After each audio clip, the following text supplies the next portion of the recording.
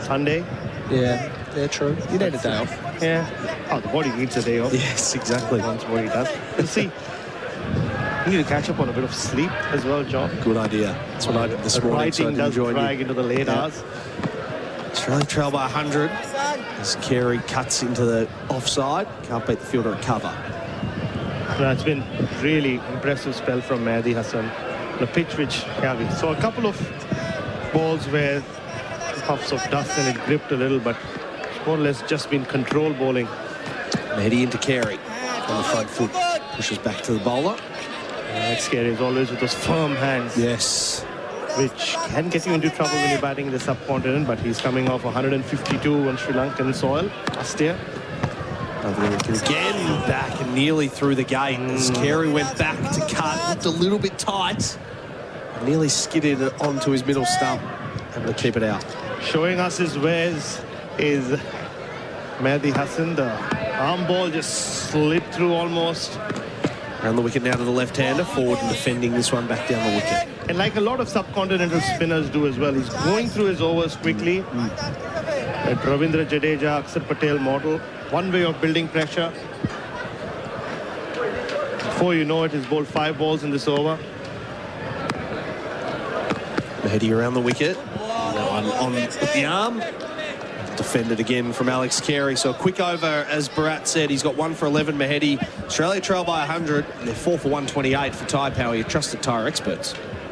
Still wondering what to get Dad this Father's Day? Good news. It's never too early to find the perfect gift. Right now, Chemist Warehouse has premium fragrances he'll love, including Nautica Voyage Intense 100ml EDT, just $29.99. Jimmy Choo Man 50ml EDT, $49.99. Dolce & Gabbana The One 100ml EDT, $79.99. Or YSL Iced Cologne 100ml EDT for $149.99. Shop in store or order online. Chemist Warehouse. Great savings every day. SEN Test Cricket for Goodwee, game-changing batteries, and for Makita XGT, powerful, reliable and tough.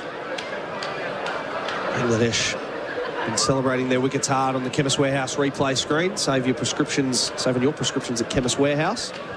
Hassan Mahmood continues from the McMillan Road end, opening the faces Cam Green through backward point for 1. Cam Green, I mean, every time we've said a batter's looking good, he's got out, so put the markers on him, but he's most composed he's looked at the crease for a while. The Cat said he had the fortune of facing ordinary spin from Taijul Islam when he had just walked out to bat, and Bharat Hussain really bowling with too much venom, and obviously the piece of luck where the ball more than just grazed the leg stump. Yes. Hassan 2 for 27. Around the wicket now to the left-hander, bowling to Carey, who rips a hand off the bat as he pushes to mid-off for no run. We've got a text in here, Bharat, asking how, if Australia lose this, how it will affect their World Test Championship standing. So it'll be their second loss, but it's not about win-loss in the World Test Championship. I mean, it kind of is. It's about your winning percentage more so. Yeah. Because because there's so many different kinds of series, 5-match series. And just this year, the Ashes finished in January. That was a 5-match series. This is a 2-match series. They play a 3-match series in South Africa, come back and play a 4-match series against New Zealand. A little bit of everything. 5 tests in India. Obviously, the 150th anniversary test does not count as a WTC game. Hassan around the wicket again to Carey. Slower ball. Pushes through backward point for 1. So at the moment, Bangladesh in this cycle, this will be their 5th game. They've won 2, lost 1 and drawn 1, but they're 58% win rate. And Australia's on top with this being their 9th. 7 wins, 1 loss, but 87% win-loss rate. So it's a different way of doing it, but it works. Yep. It works. I mean, what Australia, knowing how keen Australia are to get into these World Test Championship finals, the last thing they would want is to go to India having to win a bunch of those games. They would want back themselves to win the series, but they want to do it with the freedom of already having qualified for the WTC final. Hassan in, bowling to Green, who's forward and pushing this one to mid-on. takes one. He's up to 28, Cam Green, of 47 deliveries. That came off the handle, didn't it? Just pushing, losing his head position there, Cameron Green. So England have played 13 games in this 13 test matches in this cycle for just a 24% win-loss rate. They don't care about the WTC. No, they anyway. don't. Yeah. They should just be taken out. Yeah, they should. Bring someone else in who actually cares. Yeah. Well, because they just cop over rates, which then you lose points for that. And yeah, they don't care. Hassan into Carey again, opens the face through point. And they'll take a single. Or they did not care under the previous regime. Yes. Maybe Stephen Fleming will. Maybe Stephen Fleming will. Yeah.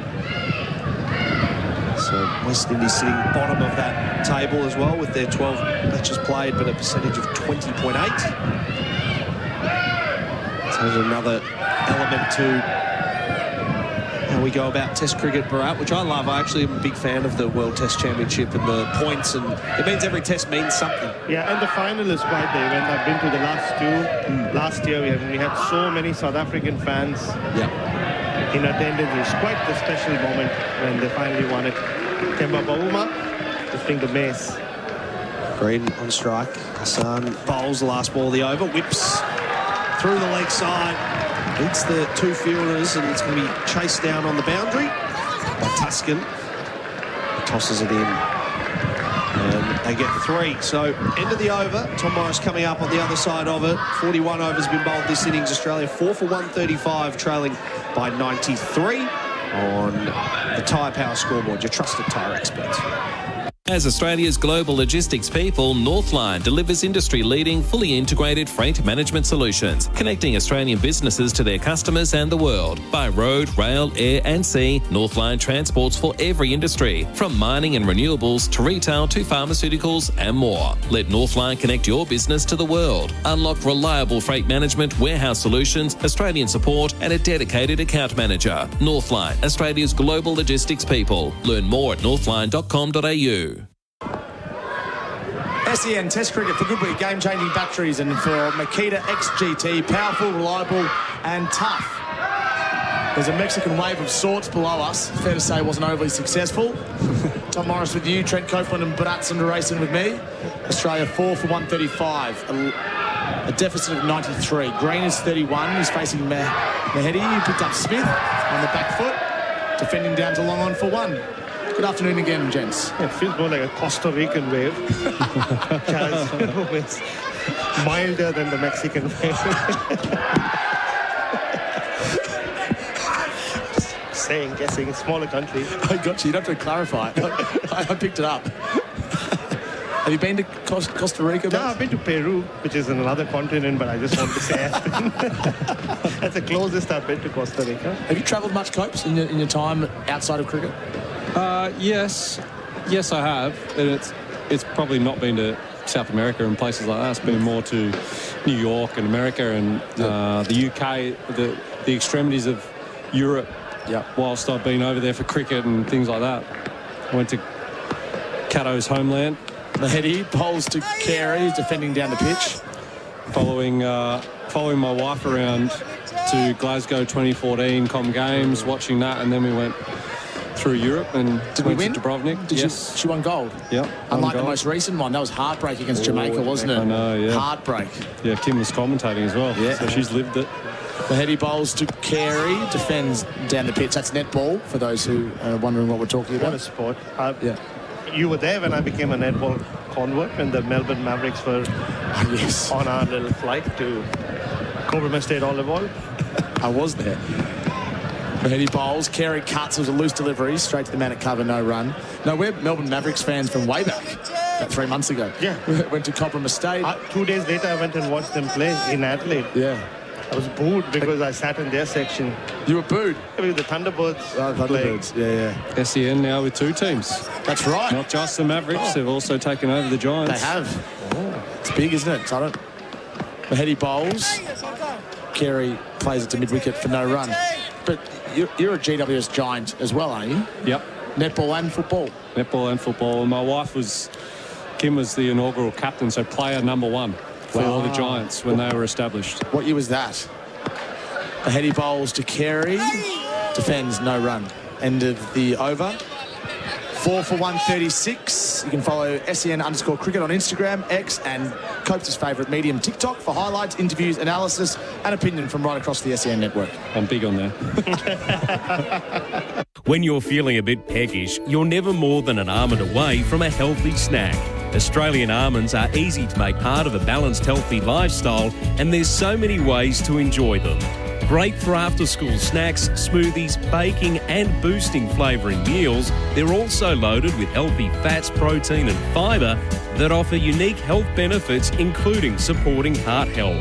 So make them part of your everyday and feel the difference with a handful of Aussie almonds.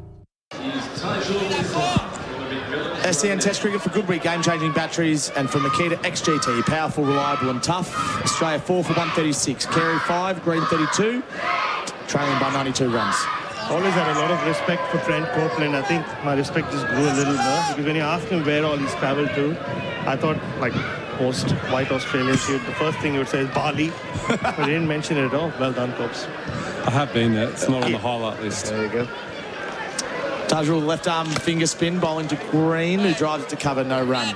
He's beaten now, obviously. Yeah. He's one of us. I mean, I haven't gone there yet, and I used to have this concern that when they give you the Australian passport, they give you a year to go to Bali. And if you don't go within those 12 months, they take it back. Tajul bowls to Green. Green defends. I would like to take you to Finn's Beach Club in Bali, Baz. All right. It's a proud place. Get your what do you call it? Your beach bed. Yeah, that's the one. Order a couple of cocktails for you, Baz. All right, done. Get your big muscles out. Tajul bowls to Green. No run. You look good in a Bintang singlet. Oh! Yeah. Can you imagine that? Baz, you're a cultural icon, and it should extend all across the globe. Everywhere the Australians reach, go, which includes Bali. Yeah. Tajul bowls. Green cuts off the stumps. Might look for two. He's got long strides or settle for one. I interviewed Luke Sparrow at lunch. Waves the flag and has a cricket bat over his shoulder. He's doing his 245th Test match. And he said his favourite ground to go to in the world was Harare in Zimbabwe. Oh, yeah, been there. So explain to us why. So my experience there, I was on an Australia A tour with, honestly, some people that have turned out to be the legends of the game at that point. Phil Hughes was there as well, which is a magical tour. Nathan Lyon and I were on that tour just before we got picked into the Australian setup. But my recollections of the Harare Sports Ground were fantastic cricket, good vibes, much like this, to be honest. Tajul bowls to Carey, lap sweep. Was it an appeal for LBW? Not out is the call. He might have just got that right leg outside the off stump. Wow, that was very tight. Focus on that and we'll come back to I think it's more Zimbabwe. A case of maybe we're just drifting down the leg. We'll look at it again. Tajul bowls. Carey decides to play with a straight bat, no run. End of the over. 4 for 137. You can listen to the New Ball podcast with Baz and myself every Tuesday from 8 p.m. and subscribe on the SEN Cricket podcast channel for every episode. To the doers. Why do what you do? The doer who shows up when worn down, who stretches out when stretched thin, who breathes deep and does it all over again. Whatever your do is, and why ever you do it, by protecting what matters most, at AIA, we'll help you do it for life. AIA, health insurance, life insurance, financial advice. To learn more, search AIA Australia. Mahedi bowls to Green, defends into the offside, no run, 4 for 137. It's tough to get a story in here while two spinners are operating, but the Harare Sports Ground, beautiful. It's like an RSL club. It is right next to the ground, right near the viewing area for the players.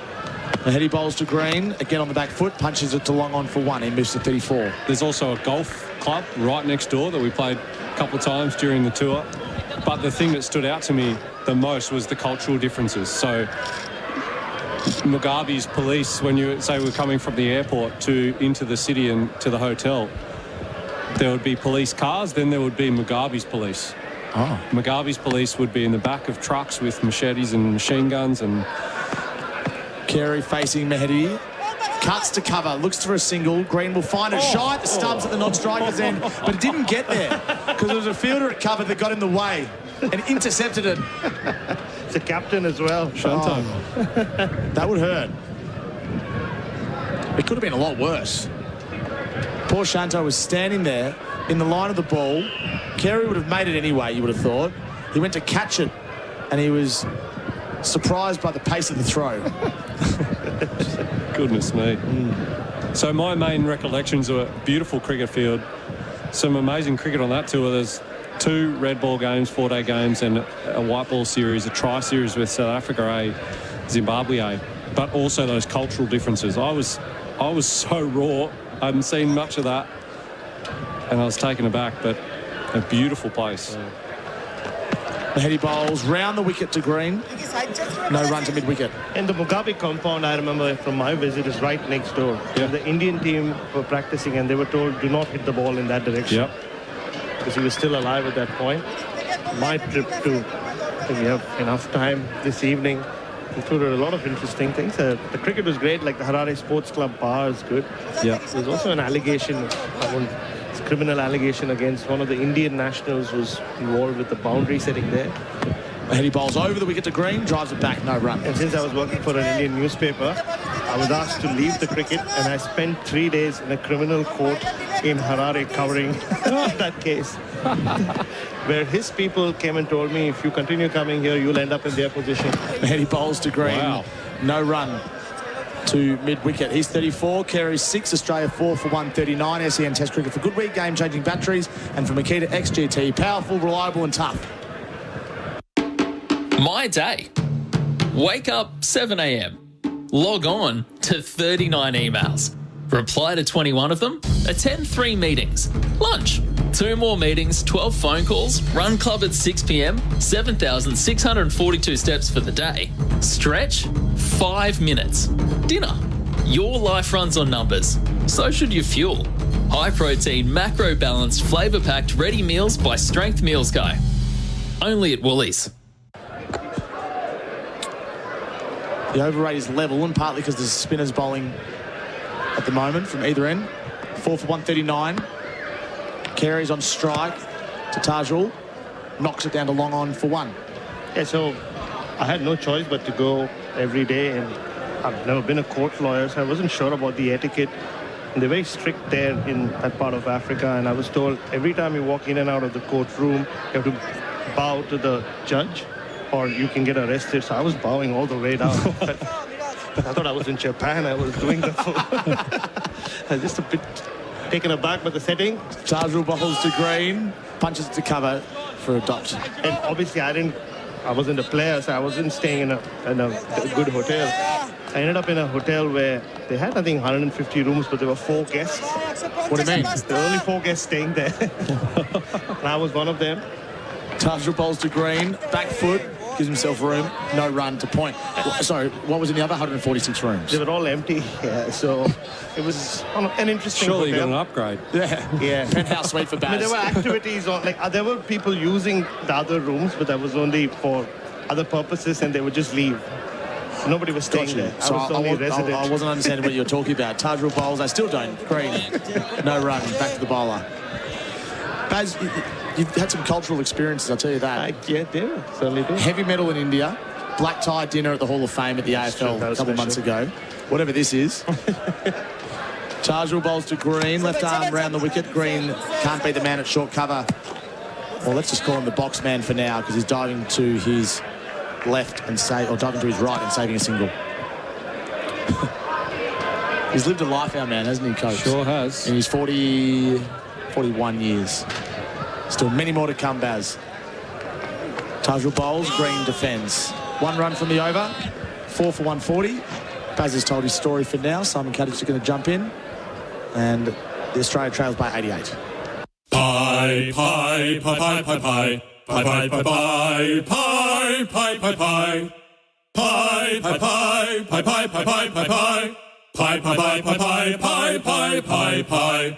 Pie, pie, pie, pie, pie. Pie, pie, pie, pie, pie. Pie, pie, pie, pie, pie. Pie, pie, pie, pie, pie, pie, pie, pie, pie. Pie, pie, pie, pie, pie, pie, pie, pie. It's not the footy without a 4 and 20. Australia 4 for 140, trailing by 88. Carey 7, Green 34. This is the partnership. To be fair, if Australia's going to bat again, this might be the partnership. Sorry, if Australia's going to bowl again, this might be the partnership. Mahedi's right arm around the wicket, bowling loopy off spin to Carey. He's happy to take... No, he won't take the one to mid-off, who's a couple of metres deeper than he otherwise was. For the last time today, Simon Katich is back in the SEN box. G'day, Kat. Good evening, Tommy, Copes, all our listeners.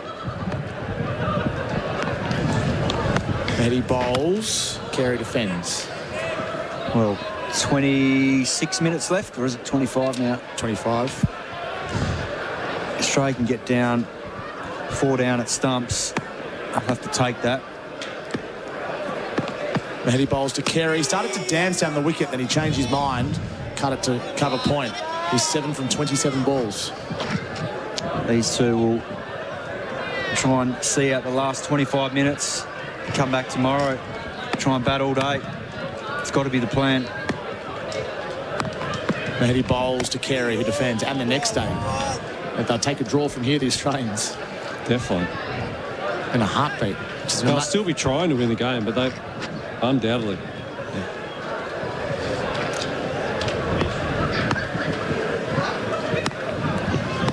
Mahedi bowls, Carey cuts, doesn't time it, straight to backward point, no run. Yeah, the wickets in this session of Labuschagne and Smith have really hurt. 2 innocuous deliveries, dismissals. I mean, you can tell by the reaction of both batters when they got out that they'd be bitterly disappointed to get out their way, given the class of both, to fall the way they did. Carey faces up again. This time he's more compact on the back foot, punching it to short cover. Again, no run for him. 4 for 140. This partnership's 18. I'd actually... Well, I feel shitty for them. Like, seeing them get out that way, I feel that, and I'm sure they do, because when you're in it, you feel that way. They're both well set, both played really well. I was impressed with Labuschagne today. I thought he played well. Smith looked all class again today, and that's why they reacted the way they did. I think Mahedi knew that was a massive breakthrough. So still hope for Australia with these two at the crease if they can get through the stumps, and then with Bo Webster still to come, but such a big job to do. It goes from Bangladesh competing well to Bangladesh are ahead to Australia needs a miracle performance from 1 or 2 individuals to even compete in the game. And that's where we're at now. Yeah, Bangladesh thoroughly deserve to win this test, but they've still got plenty of work to do, because you never say never in this game. It only takes one seriously good partnership to swing it around. Tygel bowling to Green, who's defending bat and pat together on the front foot. On the flip side, you see 2 wickets in the next 20 minutes tonight and early tomorrow, and one of these 2 plus Webster are gone, and it could be an innings loss, which would be catastrophic. Tygel with Green again. This time he opens up the blade, gives himself room and drives to deep cover. He moves to 35. The deficit's 87. I think the more likely outcome of the 2 is that there will be a big partnership of some sort, and if it's these 2, that at least gives the luxury of Webster still to come. Yeah, no, agreed, because this ball now is nearly 47 overs old, so if they can get through the stumps, they'll feel like they can win the first session tomorrow because of the state of the ball. It's a lot softer, freshen up overnight. If it is that scenario you suggest, Copes, and they do lose by an innings, I think we'll see the king up here, Jared, because there will be an inquest. I think he'll absolve himself from football duties. Carey defends Tygel. Get me on a plane, he'll say to Mitch. Get me to Mackay. First class. No, he'll come here first. Not going to Mackay. Right. No, if there's a post-mortem or an inquest of Australian cricket, it'll be done here. Tygel to Carey. Defends down the pitch. Australian cricket in crisis live from Darwin. Now, that is a broadcast. And we would welcome him in. He is the king. Are you going to hand the captaincy over? Absolutely. Tygel bowls to Carey. Sweep shot. In fact, it was a reverse sweep and it was a misfield. A rare misstep from the Bangladesh team. A boundary for Carey. He moves to 11. Straight through the legs. You can just see the young man at backward point. I don't think he's had to deal with too many reverse sweeps coming at him at pace. No. Eberdot was the fielder. and frustration from his Bangladesh teammates. Shanto, the skipper at first, ran over to try and help in the first instance. Then it went through his legs. Yeah. He was filthy. Tajul bowls to Carey. Back foot straight to mid-wicket, no run. It's the end of the over. 4 for 145. Kato, we're just running through cultural experiences. Bharat had it, or we both had a story about Harare. What about you? Anything stick out? Not necessarily at Harare. For on air, please. Cultural experiences. Around the world. Unique ones, places you've been, not necessarily about cricket. I mean, my first tour to Sri Lanka in '99, we finished the tour in Zimbabwe at Harare Sports Club. Yeah. And that was the last time Ian Healy sung the song, because he was the song master. Right. So he won that test. Mahedi bowls to Green for defence, no run, but he didn't know that it was his last test. We didn't know that either, obviously. But he belted it out, and yeah, I'll never forget those rooms, and also the little pub there. Is it an elephant wheelbarrow or something like that on the side of the ground? Beautiful little spot. Mahedi bowls to Green for defence, no run. And we did get taken to a game park while we were there, Brad Williams and I. I don't know if it was that tour, it might have been another tour down the track. Mahedi bowls again. Green defends to mid-wicket, no run. Everyone had decided to play golf, but we were the only two that decided to go to this game park. And little did we know that we were getting taken to a school to get picked up. And we're sitting there waiting on the playing field. And then we see this chopper land. And that was for us. Mahedi bowls to Green. Back foot defence. Go on. And we're like, wow, what's going on here? So we get picked up in this chopper, get in the chopper, go to this private estate. Anyway, we go to this estate, see all the animals, unbelievable. Anyway, this house looks straight down the valley, massive big view, sitting on top of a sort of a hill. We find out later on that it's the house from, is it Born Free? Mahedi bowls to Green. He'll get himself off strike to deep mid-wicket. He moves to 36. The famous movie from Africa back in the day, in probably the 70s or 80s. So anyway, we didn't think much else of it. The next day when we found out whose place we'd been to, we found out, and we thought that the guy that we'd been to was in management and all this sort of stuff, because he had Ernie Earl's memorabilia up in his big cigar room and this and that. Unbelievable estate. It was huge. We found out the next day that he was one of the biggest arms dealers in Zimbabwe. Mahedi bowls to Carey, who defends. A change in commentary. John Donehue's up next. 4 for 146.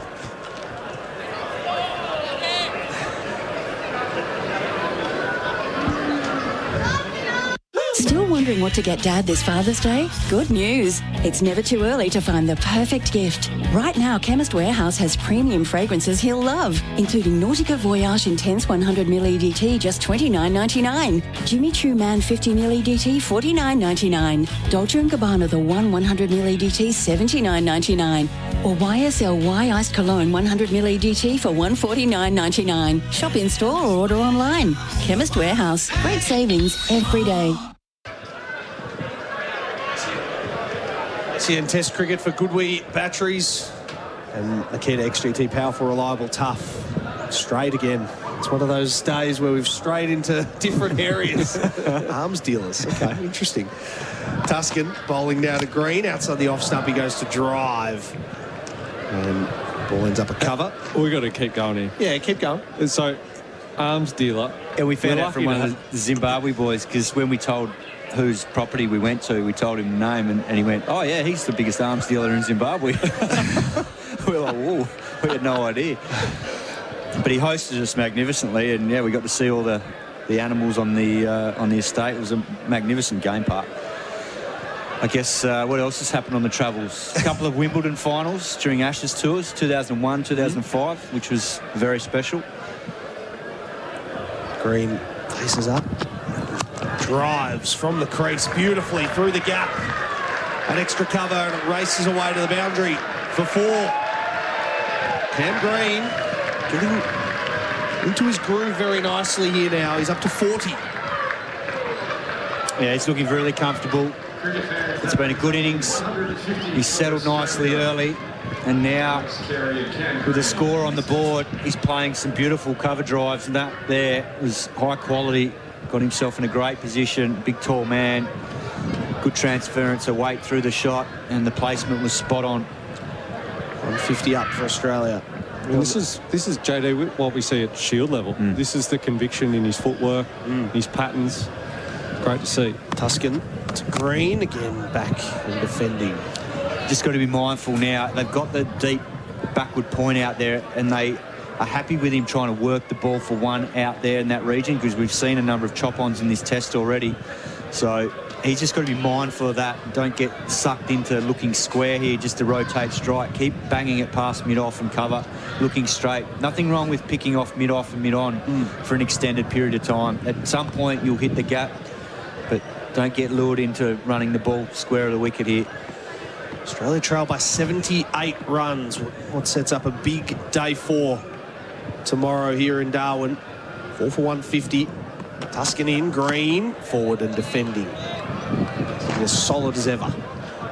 But just going back to those Wimbledon finals, the first one in 2001, we won the test at Edgbaston convincingly, and Adam Gilchrist was good mates with Pat Rafter's brother or his manager or something like that, and he was playing in the final against Goran Ivanisevic. So I was torn.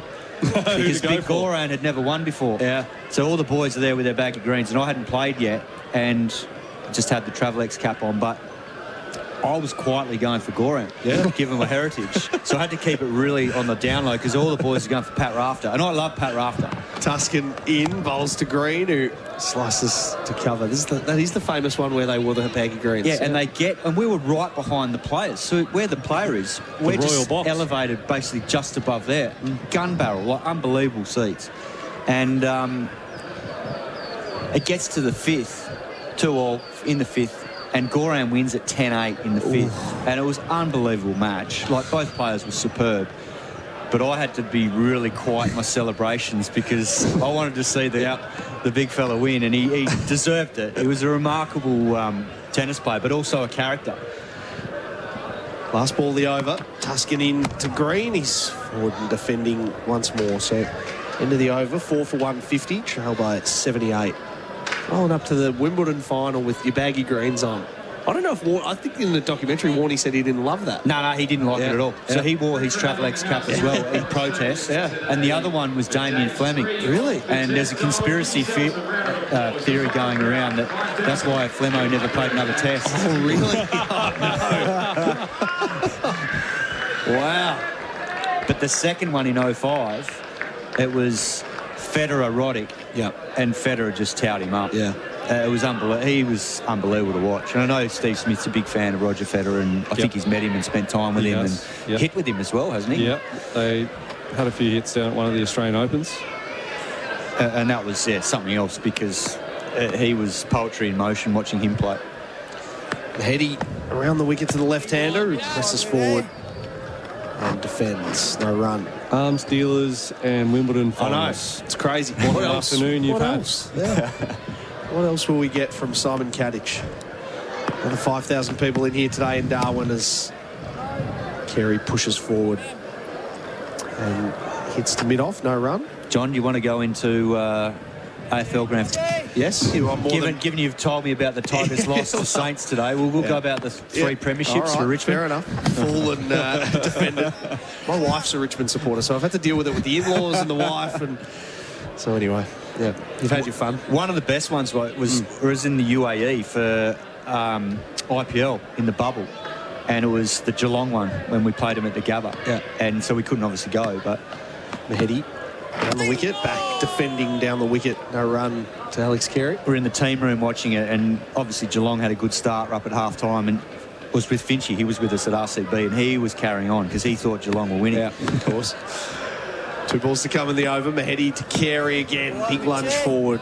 No run again to him at the edge of the pitch. And I sat there quietly thinking and knowing that the great man Dusty Mark would fire up in the third, the premiership quarter. And then he did. And then de Villiers walks in. AB de Villiers walks in. Has no idea about AFL. Of course not. Around the wicket, last ball of the over. Mahedi into Carey on his pads. Turns this one to mid-wicket. End of the over. 4 for 150, and maiden there, trail by 78. So then he starts watching, and he's like, who is this guy? He's a genius. Yeah. So in the end, Dusty wins it for us. Finchie's throwing water bottles at the big screen.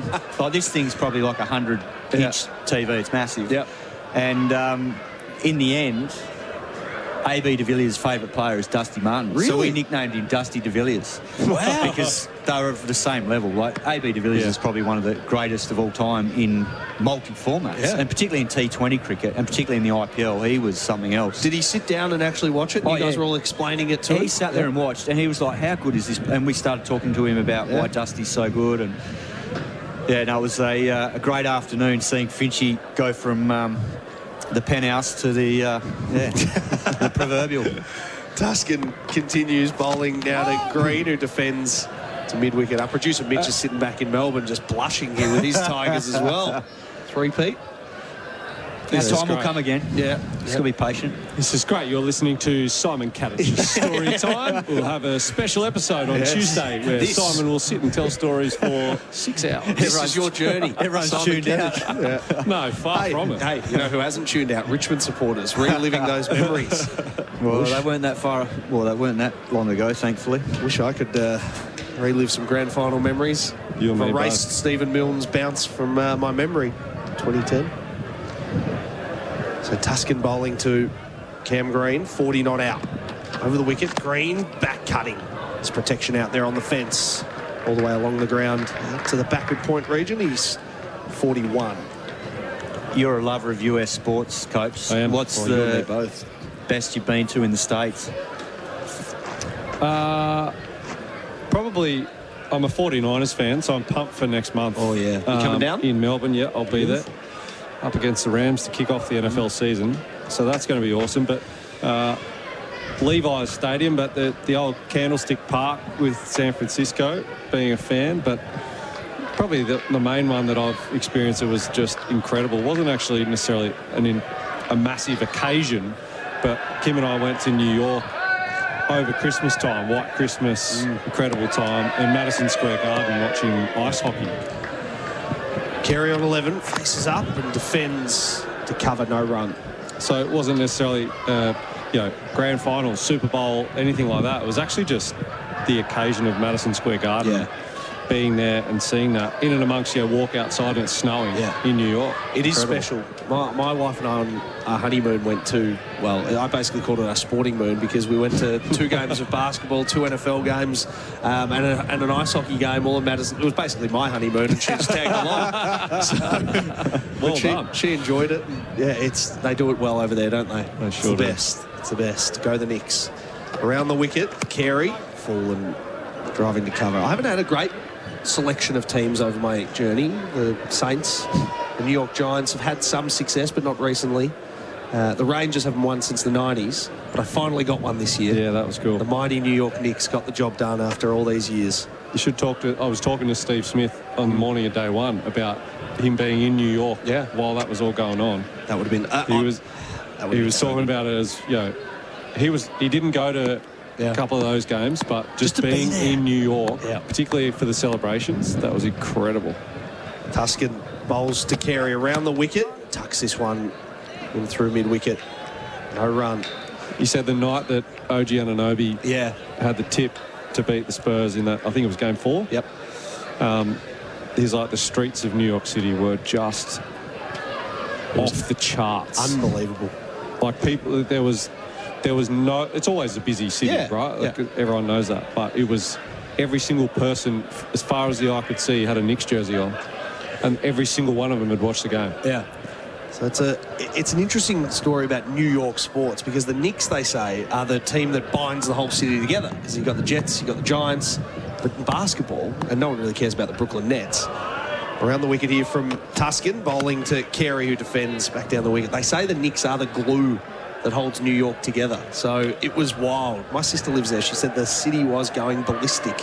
End of another over, 4 for 151. Carey 11, Green on 41. 15 grand for a ticket for game 5. Yeah, it was. It's not cheap. No. You think 15 grand was, and that's up at the top. That was the cheapest ticket to get in. What about courtside? I'm pretty sure there was $1 million ticket. I think so. Yeah. in Game 4. And it's Madison Square Garden, so it's heightened anyway. If this game's in Minnesota, it might be slightly different, but Madison Square Garden, you're paying upwards of 100K, Cat. So basically one Tom Morris paycheck away from a seat at Madison Square Garden. He didn't hear that either. Minnesota's my team. Is it? In the NBA, yeah. Yep. So it's been long suffering, but recent times have been fun. And how do you pick that team? What makes you decide that? My origin was Shane Heal playing there. Okay. Yeah, and in more recent times, Joe Ingles is there, who's a good mate of mine. Tajul Islam from the airport end, ball into Cam Green. He's forward, defending back down the wicket, no run. Kevin Garnett and the Kevin Love days. It's been fun whilst not overly. I used to have two teams to follow because one was my team and then the other one would be a playoff team. Tajul to Cam Green, which is that's fair enough. No run to cover. I just picked all the New York teams because I spent 3 years living just outside of New York when I was probably in year 6 or so. And so it was the closest thing to Connecticut where we were. Oh, that's cool. I just went New York across the board. Didn't go the Jets, thankfully. Oh, they're lucky. They're in a world of pain. Over the wicket, Tajul bowling to Green and a big lunge forward. Giants have got some exciting talent. Like Jackson Dart, who's hanging out with President Trump. Yeah. But Malik Neighbours and Cam Scatterboat, it's a good team. At least some upside there. Good team. Tajul in, bowls to Green, who pushes this down the ground to mid-on, takes a single. Two balls to come in the over. 4 for 152.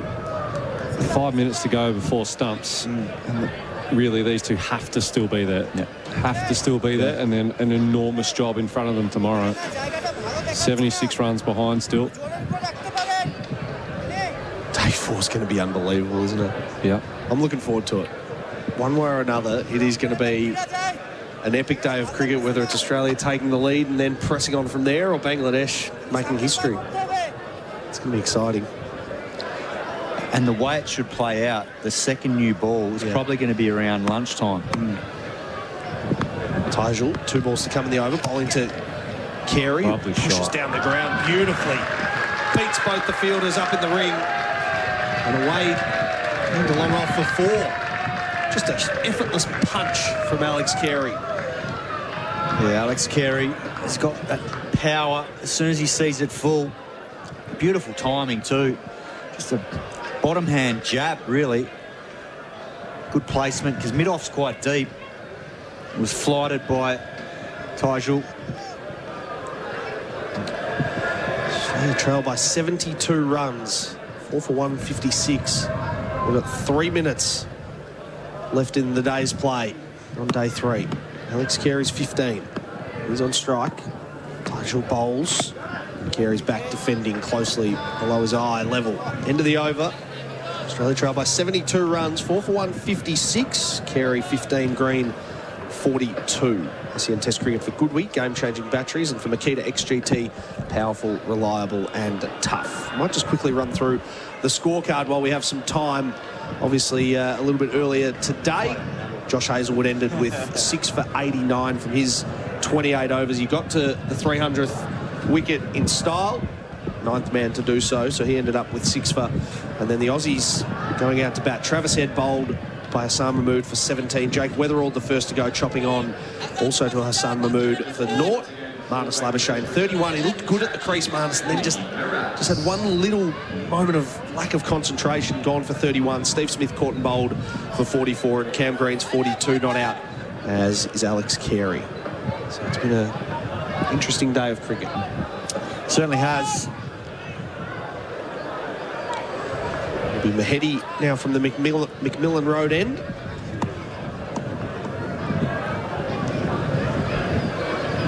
Bowling to Cam Green on 42. He's back and defending watchfully. The man just next to the pitch. Can you see this going into day 5, Copes? Yep. I can. Yep. I think if these two can get to that second new ball before Webster's out there. Mahedi into Carey on the leg stump line, defends, no run. And the second new ball can be an asset rather than a threat, then it's game on. And I do think that Australia's bowlers are good enough, given 120, 150, that they'll have something in the tank to have a good crack at that. Mahedi over the wicket bowling to Green, who's real deep in his crease and just turns this one out through square leg, and they take a single, bring Alex Carey back on strike. This could well be the last over of the day. 5:29 p.m. local time. What do you think? Oh, I think if these two bat till lunch, the deficit will be erased because there's going to be about 27 overs, and the way these two will score, I think they'll wipe that 71 off. Then it becomes a matter of how they can navigate that second new ball. Alex Carey just holding up proceedings, making sure that this is the last over. Mahedi around the wicket now to the left-hander. Back, cutting. Great shot through the vacant point region. It races to the boundary. Two fielders trying to reel it in, but it gets to the fence. And 4 to Alex Carey. Just a shot with conviction from the Australian wicketkeeper. 4 for 161. He's up to 19. And given the way Alex Carey's batting, and I thought he got a very good ball in the first innings, if he can maintain this, I could see him getting 100. I know it's early days, he's only on 19, but he looks in good nick. It's just a serious player, isn't he? His last 18 months, 2 years with the bat in Test cricket. Mahedi around the wicket, bowling to him. That one under edge. Floats up to the fielder, short in under the lid. So it should be the last ball of the day. We've ticked over 5:30 p.m. local time. Mahedi Hassan Miraz. Bowl to Alex Carey. He'll be around the wicket. Last ball of the evening. He's forward and defending. And the end of the over, and it should be the end of the day here at Marara Stadium. It is.